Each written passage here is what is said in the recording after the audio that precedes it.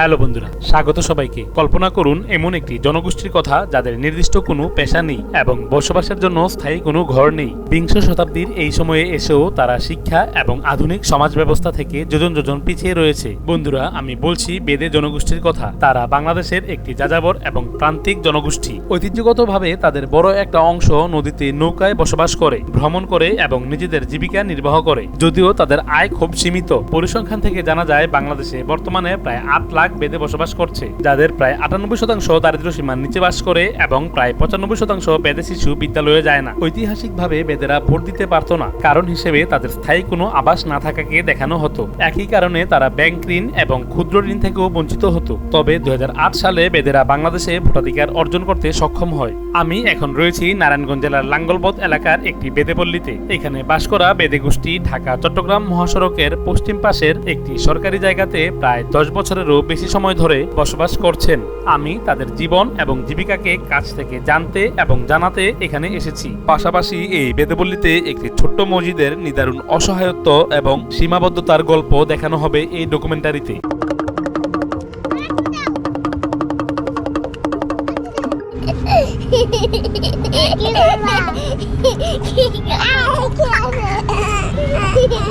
তোমার নাম কি? ইব্রাহিম। তোমার নাম কি? হ্যাঁ, কোহিনুর না? বন্ধুরা, এখানে দেখতে পাচ্ছেন আপনার চমৎকার দুটি বাচ্চা, একজন নাম ইসমাইল এবং একজন নাম বিলকিস। তারা আসলে বাচ্চাগুলো কতটা সুন্দর এবং চমৎকার হয়, আমি এটা ভেবে আসলে অবাক হই। দেখুন আপনি আসলে বাচ্চারই সরল। আমি এই গোষ্ঠীর সর্দার জনাব মোহাম্মদ তাহের মিয়ার সাথে দেখা করলাম। আপনি ভালো আছেন? তিনি আমাকে বসার জন্য চেয়ার পেতে দিলেন। আলাপের শুরুতেই আমি তাদের এমন যাপিত জীবনের করুণ গল্পের কথা জানতে চাইলাম। আমরা যে শীত গেল স্যার, এই শীতের মধ্যে এখন আমাদের এই সরকার আসনে আমরা কিচ্ছু পাই নাই। তারপরে সরকার ছাড়াও অন্যান্য লোক আমাদের হেল্প করছে। এবছর আমাদের কোনো লোক হেল্প করার পাশে নাই। যে শীতে মানুষ ভোগ করতেছে, আগুন তাপিয়ে থাকতে হয়। আপনারা এখানে মোট কতটি পরিবার বসবাস করছেন? এখানে আমরা আজকে অনেক দিন ধরেই থাকি। এখানে আমরা 20টা পরিবার বর্তমান এখন চলতেছে, আবার 30ও হয়, 20ও হয়। তো আমরা 20টা ফ্যামিলি 12 মাসই থাকতে হয় এখানে। আপনাদের সন্তানেরা কি বিদ্যালয়ে যাওয়ার সুযোগ পায়? এখানে আমাদের একটা এই মিলিটারি কর্নেল, ওনার বাড়ি নোয়াখালী, উনি আমাদের এই মাদ্রাসাটা বাঁধিয়ে দিয়েছে। এই মাদ্রাসার বেতনও উনি চালায়। আমাদের পোলাপান এখানে পড়ে, আমরাও কিছু হুজুরে দেই। 5 ওয়াক্ত নামাজও পড়ে, কোরআন শরীফও কোরআন শিখে দিয়েছে। শিক্ষা হয়েছে, কোরআন শরীফ এখন 5-7 জনে পড়ে। আপনারা কি কোনো ধর্মীয় রীতিনীতি অনুসরণ করেন? স্যার, আমরা তো গ্রামের উপরে থাকি, বেদে মানুষটা নামাজ রোজা সবাই পড়ে না। তা আমাদের এখানে এই মসজিদটাও নেই, সবাই নামাজ এবং পোলাপানগুন বাংলা আরবি পড়ায়। হুজুরে আইসে, হুজুরের বেতনও আমরা দেই। এই যে কজন পড়ে এই কজনের দেই। বন্ধুরা, আমি এখানকার একমাত্র উপাসনালয় এবং এই বেদেপল্লীর শিশুদের শিক্ষা গ্রহণের ঘরটি ঘুরে দেখলাম, যা আমাকে হতভম্ব এবং ব্যথিত করলো। বন্ধুরা, এটা হচ্ছে এখানকার মসজিদ। এখানে বেদে যে শিশুরা, তাদের প্রাতিষ্ঠানিক তেমন কোনো শিক্ষার সুযোগ নেই, তারা প্রাতিষ্ঠানিক শিক্ষার সুযোগ পায় না। তবে এখানকার যে সর্দার, উনি আমাদেরকে বলেছেন এখানে তারা নিজ উদ্যোগে বা অন্য একজনের সহায়তা নিয়ে এখানে একটি মসজিদ প্রতিস্থাপন করা হয়েছে। এখন আমরা মসজিদটির ভিতরে ঢুকবো এবং দেখার চেষ্টা করবো মসজিদের বর্তমান অবস্থা কী।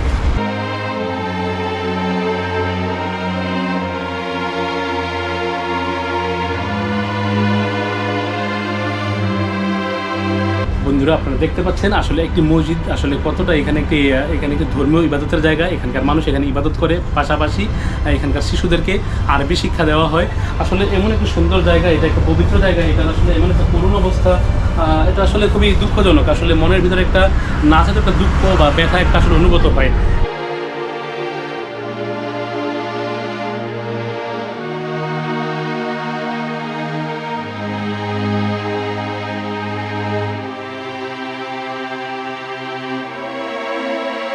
আপনারা দেখতে পাচ্ছেন এখানে তারা ইটের ব্লক দিয়ে রেখেছে। এখানে সুন্দর কোনো ঢালাই নেই। আমি দেখতে ইটের কোনো চেষ্টা করি। আপনারা দেখেন খুব সহজে এখানে কিন্তু মাটি শুধু বালির উপরে, এটা আসলে মানে একটি করে ব্লকের ইট দিয়ে রাখা হয়েছে। এখানে নিচে কোনো কিছু নেই। এখানে আসলে এখানে বেড়াগুলো সবগুলো টিনের।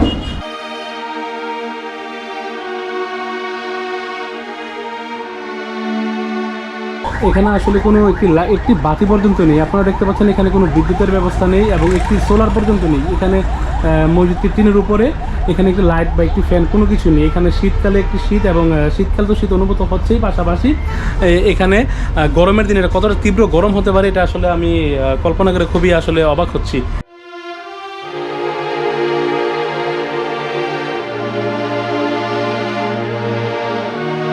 আপনারা দেখতে পাচ্ছেন এখানে বিছানোর জন্য তাদের ভালো কোনো বিছানা, এখানে এগুলো ট্রিপল বলা হয়, ট্রিপল দেওয়া আছে। আপনারা যদি চাইলে, এটা আসলে খুব বড় কিছু না, এটা খুবই সামান্য। এটা অনেক মানুষ রয়েছেন সমাজে যাদের কাছে এটা খুবই সামান্য এবং খুবই অল্প অল্প কিছু বিষয়, যেটা তাদের জন্য এটা অনেক বড় পাওয়া হতে পারে।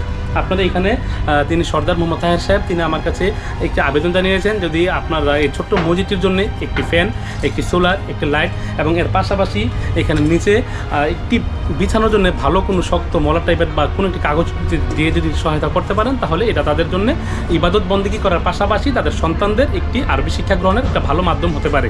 স্যার, আমরা তো গ্রামের উপরে থাকি, বেদে মানুষটা নামাজ রোজা সবাই পড়ে না।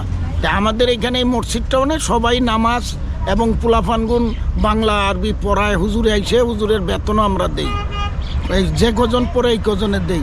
এখন নিচে একটা প্লটে বিছাবার আর একটা সোলার, একটা ব্যাটারি, একটা ফ্যান হইলে আল্লাহর উঠছে মানুষে যদি কেউ দান করতে চায় তাহলে দিলে সে স্বভাব পাবে। বন্ধুরা, এই বেদেপল্লীতে বাস করা মানুষদের জীবন ততটাও সুখের নয় যতটা আমার এবং আপনার রয়েছে। আমরা যারা সমাজে সুশৃঙ্খলভাবে বসবাস করি তাদের জীবন যতটা সুখের এবং আনন্দের হয়, বেদেপল্লীর এই মানুষগুলোর জীবন ততটা আনন্দের এবং সুখের হয় না। আমি কি আপনার নামটা জানতে পারি? আমার নাম বাদনা। আপনারা এই ঘরটিতে মোট কতজন থাকেন? 3 জন থাকে, আমি, আমার স্বামী আর আমার সন্তান থাকে। আপনারা যে এখানে থাকতেছেন বা এই পল্লীতে থাকেন বা এই ঘটিতে আপনারা থাকেন, আপনারা কি এখানে কোনো সরকারি সুযোগ সুবিধা পেয়ে থাকেন? আগে পাইছে, যখন সরকার ছিল সেখন পাইছে, এখন সরকার নাই, এখন পাই। আপনারা এখানে মূলত আপনাদের পেশাটা কি? কোন পেশার মাধ্যমে আপনারা মূলত আপনাদের জীবিকা নির্বাহ করে থাকেন? শিঙে টেঙে লাগাই, আবার আমার স্বামীরা সাপের খেলা দেখা করি, মালা বিক্রি করে, এই করেই থাকি। আসলে লোকমুখে প্রচলিত আছে যেটা আপনাদের বেদে কন্যাদের স্বামীরা একাধিক বিয়ে করে থাকে, এটা আমরা বিভিন্ন জায়গায় শুনেছি বা দেখেছি। এটা আসলে আপনারা কতটুকু, মানে আপনারা ভালো বলতে পারবেন এটা আসলে কতটুকু সত্যি? আমাকে স্বামীরা একটা করে বিয়া করে, আর যারা আপনাকে বইতে 2-3টা করে না, এরকম আমাকে বইতে করতে একটা করে 2টা। এই বেদে সম্প্রদায়ে বাস করা মানুষেরা চাইলে হয়তো সমাজের অন্য বাকি সবার মতো স্বাভাবিক জীবন ধারণ করতে পারে। বর্তমানে স্বল্প আয়ের মানুষদের জন্য শহরে এলাকাগুলোতে নানান রকম কাজের সুযোগ সুবিধা রয়েছে। সেখানে অসংখ্য মিল ফ্যাক্টরিতে কাজ করার মাধ্যমে তারা একটু ভালো জীবন পেতে পারত, কিন্তু কোনো এক রহস্যময় কারণে এই শ্রেণীর মানুষেরা নিজেদের গোষ্ঠী থেকে বিচ্ছিন্ন হতে চায় না। এখানে বেড়ে ওঠা 90% বেশি শিশু প্রাতিষ্ঠানিক শিক্ষা থেকে বঞ্চিত হচ্ছে, ফলে তারা নিজেদের ভাগ্য পরিবর্তনের জন্য ভবিষ্যৎ জীবনে কিছুই করতে পারে না এবং প্রজন্ম থেকে প্রজন্ম ধরে তারা একইভাবে একই শ্রেণীতে পড়ে থাকে। তোমার নাম কি? মোহাম্মদ ইব্রাহিম। মানে ইব্রাহিম, তুমি কি স্কুলে পড়াশোনা করো? তুমি পড়ো? তুমি কোথায় পড়ো? মাদ্রাসায়? কি পড়ো? বই পড়ো? আরবি পড়ে না? আমি সামনের দিকে এগুলাম এবং একটি মেয়েকে গুল হাতে দাঁড়িয়ে থাকতে দেখলাম। হাতে একটা গুল দেখা যাচ্ছে, এটা কি? এটাকে আপনি খান? হ্যাঁ, এই গুল তো স্বাস্থ্যের জন্য এটা ক্ষতিকারক, এটা আপনি জানেন না, তাও কেন খান? জানলেও খাই। কেন খান? এটা খেলে কি হয়? এটা একটা নেশা জবন, এটা ছাড়তে পারি না। এটা তো আপনার স্বাস্থ্যের জন্য চরম এটা ক্ষতিকারক। বন্ধুরা, এই বেদেপল্লীতে বসবাস করা মানুষদের জীবন সমাজের স্বাভাবিক জীবনধারার চাইতে অনেকটাই ভিন্ন। এখানে বিদ্যুৎ নেই, পর্যাপ্ত বিশুদ্ধ পানির ব্যবস্থা নেই এবং রান্নার জন্য গ্যাস নেই। যেহেতু তারা সরকারি জায়গাতে বসবাস করে, তাই তাদের রাত্রিযাপনের ঘরগুলো তাদেরকে স্থায়ীভাবে বসবাস করার নিশ্চয়তা দেয় না। এক জীবনে এই মানুষগুলোর শুধুমাত্র একটাই পরিচয়, ভিটেমাটিহীন প্রান্তিক যাযাবর গোষ্ঠী। যেহেতু তারা বাংলাদেশেরই নাগরিক এবং এই সমাজেরই অবহেলিত অংশ, সুতরাং যদি সরকারিভাবে কোনো উদ্যোগ গ্রহণ করার মাধ্যমে পিছিয়ে পড়া এই গোষ্ঠীকে মানব সম্পদে পরিণত করা যায়, তাহলে হয়তো জাতি হিসাবে একটি রাষ্ট্রের এগিয়ে যাওয়ার পাশাপাশি অবহেলিত এই জনগোষ্ঠীতে বাস করা মানুষগুলো একটি সুন্দর জীবন পেতে পারে। আমি যখন এখান থেকে বিদায় নিচ্ছিলাম, তখন এই বেদেপল্লীর সর্দার মোহাম্মদ তাহের সাহেব আমার সাথে হেঁটে আমাকে এগিয়ে দিচ্ছিলেন। চলতে চলতে তিনি আমার সাথে কথা বলছিলেন। তার কণ্ঠে ছিল অনুরোধ এবং আকুতি, চোখে মুখে কিছু পাওয়ার আবেদন স্পষ্ট। আমি সর্দার মোহাম্মদ তাহের সাহেবের এই চোখ মুখের ভাষা স্পষ্ট পড়তে পারছিলাম। একটি লোক নিজ জনগোষ্ঠীতে একটু জ্ঞানের আলো ছড়িয়ে দিতে, ছোট ছোট বাচ্চাগুলোকে একটু আলোর পথে নিয়ে আসতে তার ছোট্ট টিনের মসজিদটিতে শুধুমাত্র একটি ব্যাটারি, একটি সোলার আর একটি লাইটের জন্য ঠিক কতটুকু নিবেদিত প্রাণ হতে পারেন সেটা উনাকে না দেখলে হয়তো কখনোই বুঝতে পারতাম না। এখানে আজকে আমি অনেকটা সময় কাটিয়েছি, বাচ্চাগুলোর সাথে মিশেছি এবং তাদের আনন্দ দেখেছি। তাদের এই হাসিমাখা মুখগুলো আমার অনেকদিন মনে থাকবে। এতটা সময় ধরে যারা আমার ভিডিওটি দেখেছেন তাদের প্রতি রইল কৃতজ্ঞতা এবং ভালোবাসা। আশা করছি নতুন কোনো ভিডিও নিয়ে খুব শীঘ্রই দেখা হবে আপনাদের সাথে।